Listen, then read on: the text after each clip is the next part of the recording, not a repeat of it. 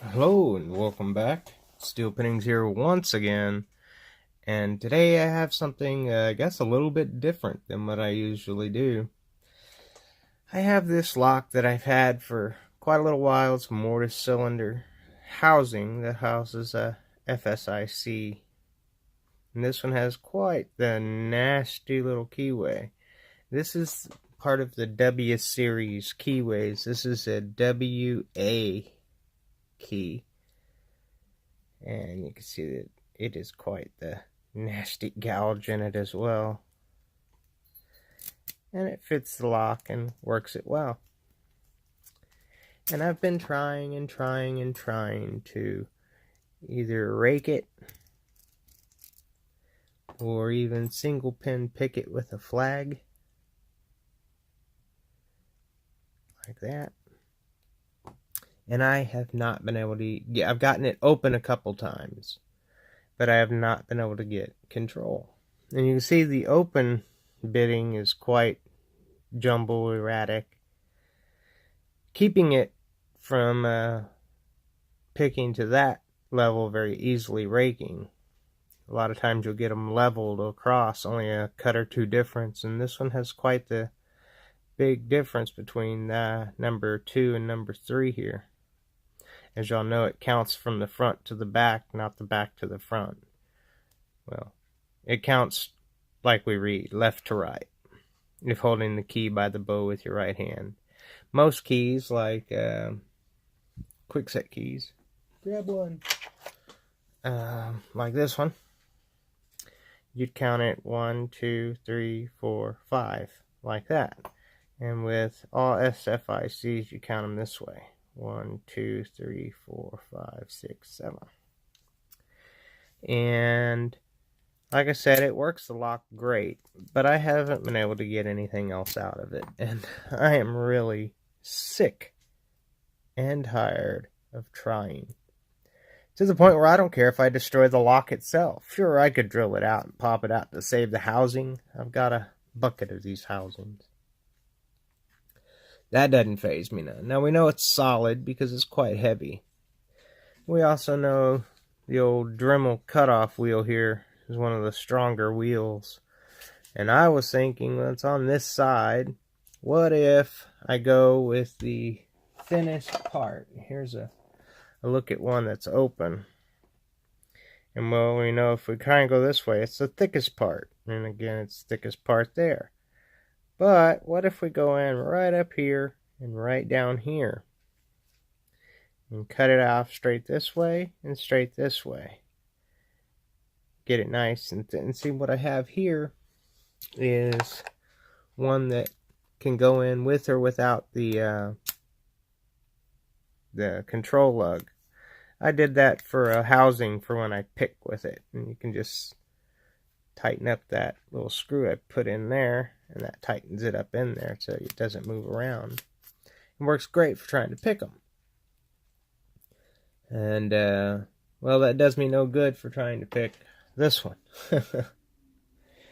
So, I guess y'all are eager to find out what my plan is. I'm going to try and cut here and here all the way down it, so that I might be able to get a screwdriver in there and pry it back enough to pull it out, or cut it off completely.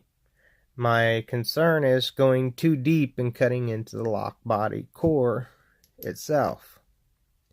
But I think you hear that it's still a loose fit in there, so I think if I get down to it, I'll know that it touches it. And I know I'm going to go through some cutoff blades. I have a few of them. So, I've got my stuff down here. There's the quick set key. Put that up. I have more blanks here that I want to decode and cut a control and operating key with, so that, you know, it works.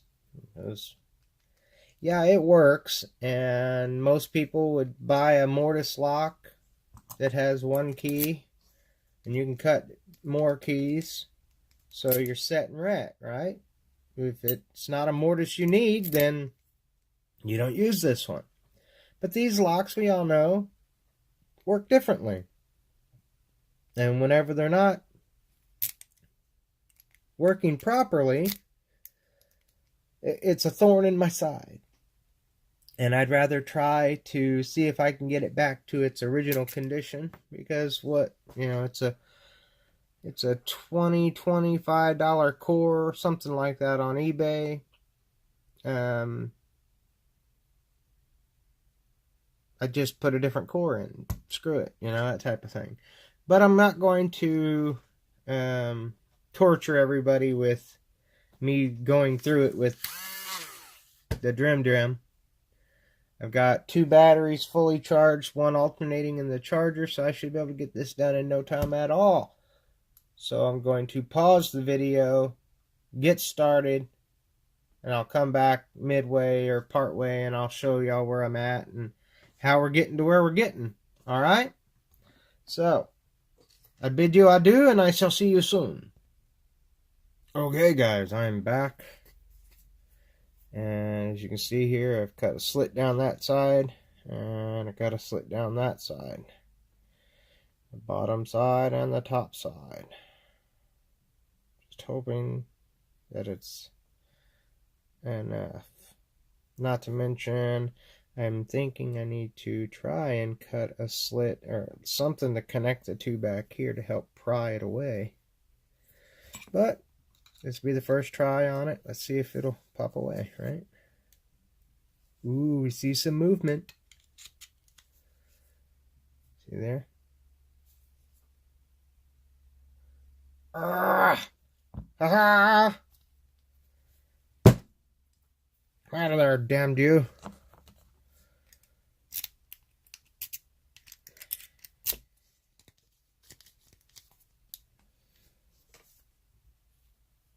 Try it some more then, right? Ugh.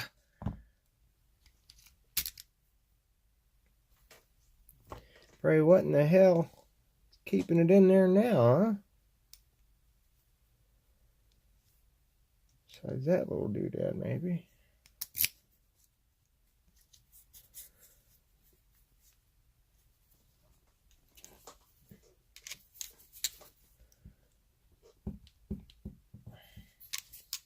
Okay. We're going to pry this whole side off then.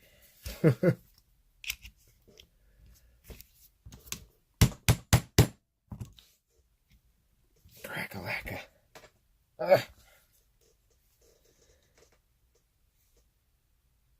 Okay.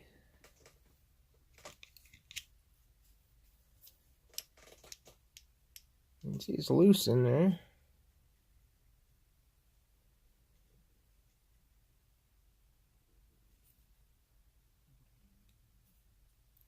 Damn, you can see I cut into it there too. Shitting thing. Cut too low.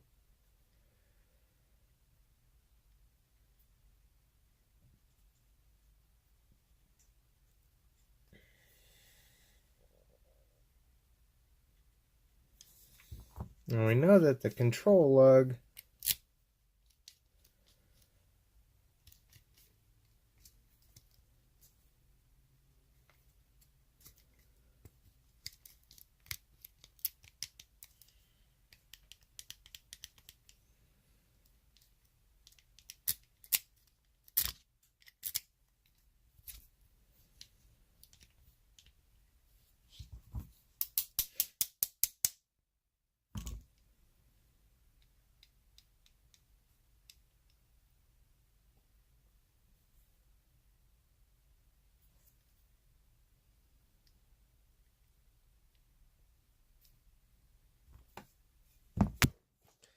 yeah, I'm trying to wrap my head around why it didn't just pop out of there.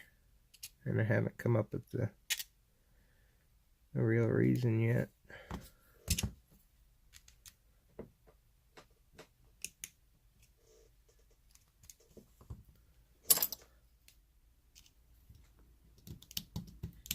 Aha! Had to get in behind it. It's wedged in there. Okay. Get all the crud off of it. Now we have the thing out of there. It didn't mess up the front, which I'm quite happy with. Yeah, I dug in the top side. I went way too deep thinking, oh, I did to both sides. I went in way too deep thinking, no, I'll get it done, right? The only good thing is I have some metal putty I can, like a JB, whoops, shit, I'm sorry, like a JB weld that I can cram down in the hole. So I'll be right back after I try and see if I can patch that up. I'll be right back.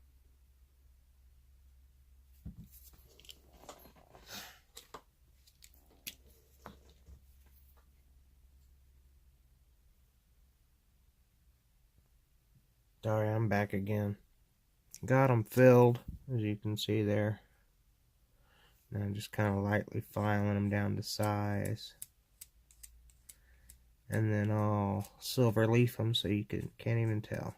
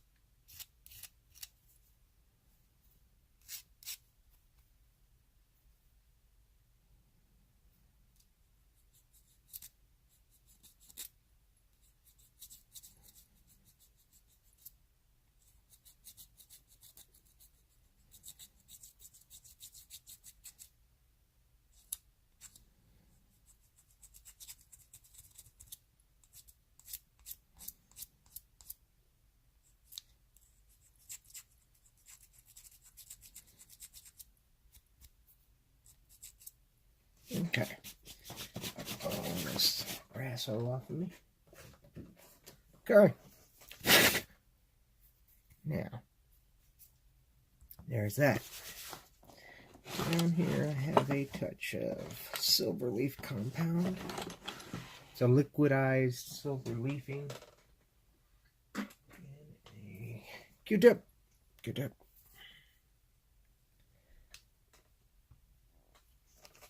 Well, here gives me a touch. Lid back on. Now we take it and add it to it here. A little scratch there. Bottom side.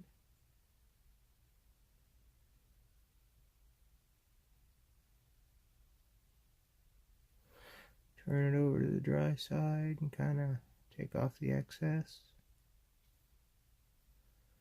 Kind of fills in those cracks there.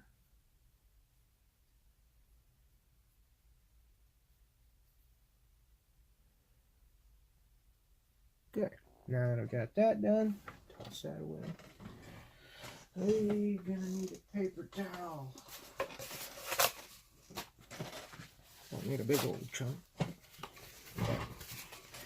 Take a little piece of paper towel and just kind of rub it in. It's a rubbing compound, if you will.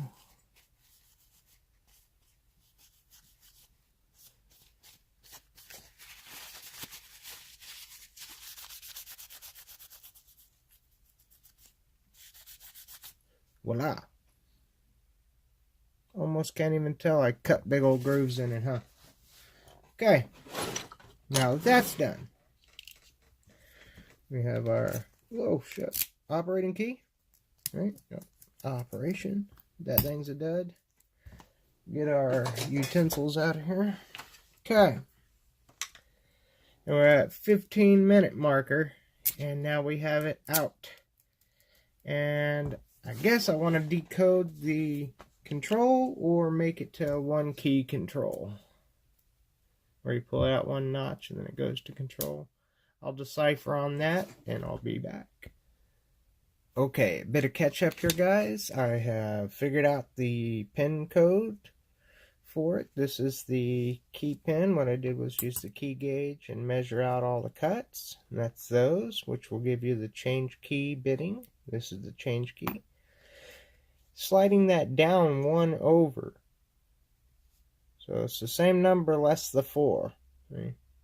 That'll be the control key, where if you have it in, it operates it, and pull it out one, and that'll be control. And when you get that, you subtract this number from 13, will give you the top driver pin number, just by subtracting those numbers by 13. Then once you have that number and the key pin number, then you add those together and subtract it from 23, and that'll give you the build-up number. And on the last one, the key pin and the build-up have to equal 20. And then the extra 3 on top for the 23 for the fill. That doesn't always work, depending on the exact cut of the key, how perfect it is, and then, of course, the use of the lock. So we need to extract all of these. So I've got the extractor ready to go here. You put it in upside down. And the little extractor thing goes in the extractor hole. Give it a couple of whacks until it pushes everything out the bottom. And we're going to do that to all 7 of them. Do them kind of quick.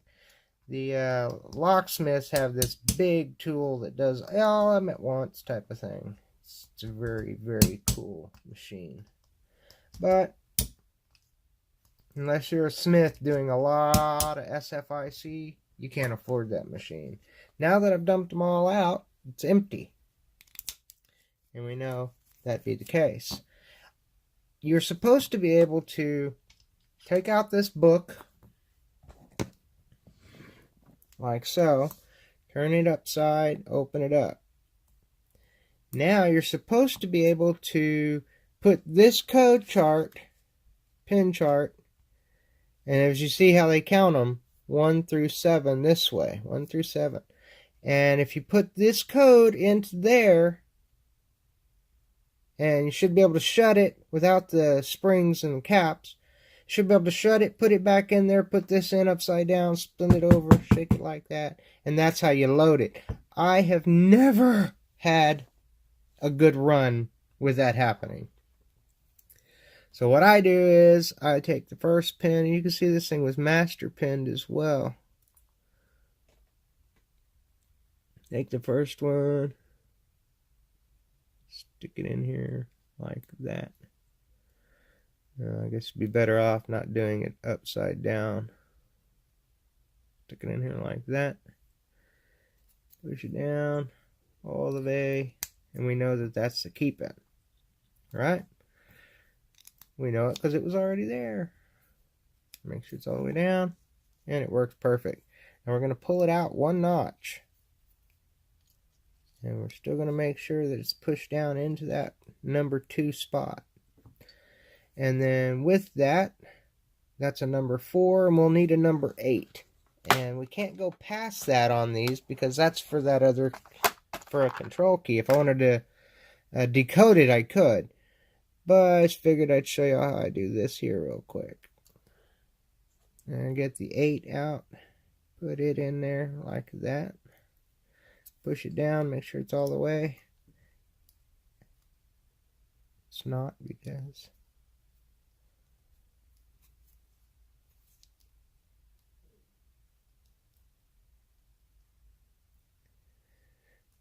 it's pushing it all the way.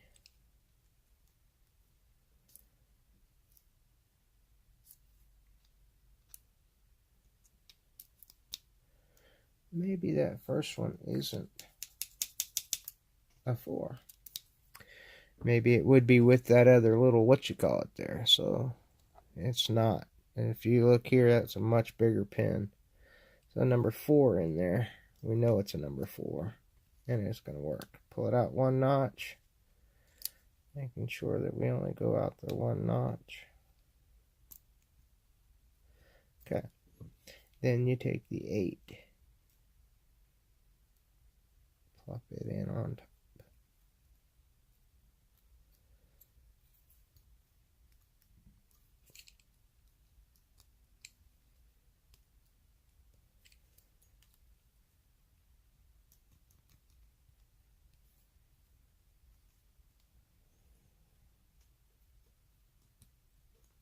Okay. So it tells me that the 4 is likely not the right size either.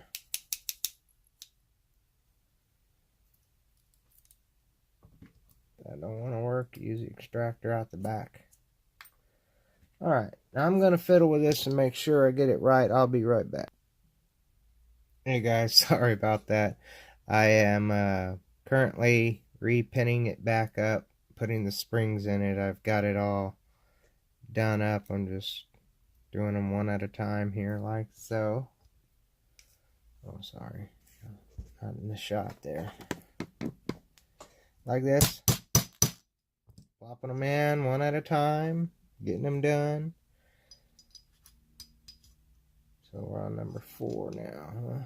So we're number 3 on down. I'm reusing the springs because they're not bad. They haven't crumbled. And waste not, want not, in my opinion. Cap on it. The cap setting tool. A little wacky wacky. Next one. Seems good. Got some spring left to it if I don't drop it all. Yep. Got a little spring left to it, so I'll make sure I get in the right hole here. There we go. And these pinning caps, you can see, have been set once, but they're still good. You won't be able to get another set out of them. But, like I said before, waste not, want not. These kits aren't cheap. And this is something that I've already took a Dremel and hauled out and everything. Oh, one left, last one. So we can get this thing out of here and show y'all what I've done.